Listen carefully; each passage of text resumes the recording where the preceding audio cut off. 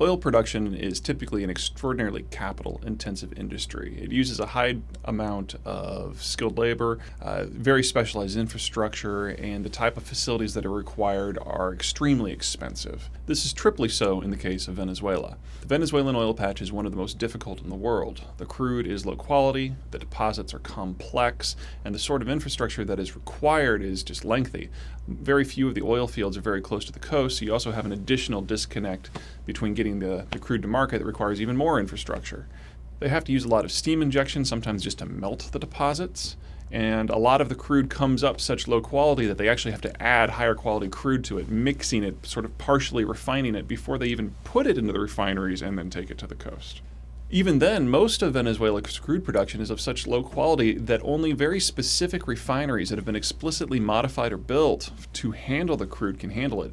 One of the great misconceptions in the global oil industry is that oil is oil.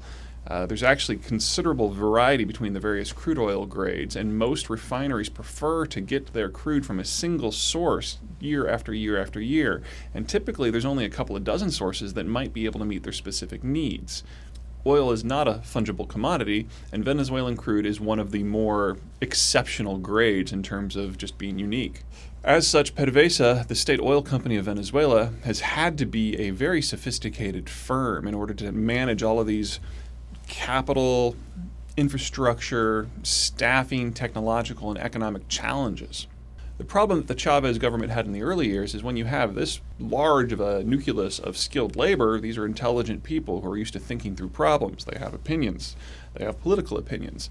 And PDVSA became the hotbed of opposition to Chavez, culminating ultimately in the coup attempt in April of 2002. Now, Chavez, regardless of what you think of his politics, had a very simple choice to make. He could leave these people ensconced in their economic fortress of PDVSA, allowing them to plot against them at will, or he could gut the company of its political activists. He chose the latter option, and that has solidified his rule, but it has come at the cost as a slow degradation of PDVSA's energy capacity.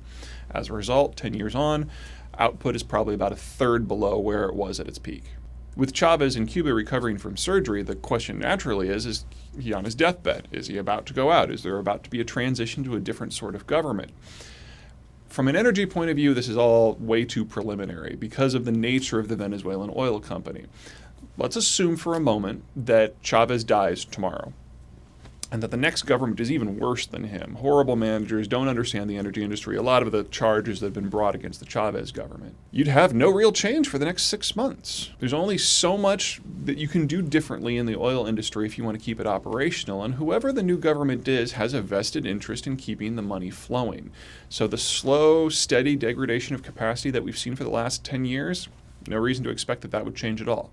On the flip side, let's assume for the moment that after Chavez's death, we have a new government that is remarkably pro-American and remarkably pro-energy. Again, for the first 6 months, you'd probably not see much change. The capital investment to operate the Venezuelan industry is so huge that you'd probably need tens of billions of dollars applied simply to handle the deferred maintenance issues that have built up over the last 10 years. Ultimately, you're looking at years of efforts and tens of billions of dollars of new capital investment if you're going to reverse the production decline. That's something that you shouldn't expect any meaningful progress on anything less than a 2-year time frame.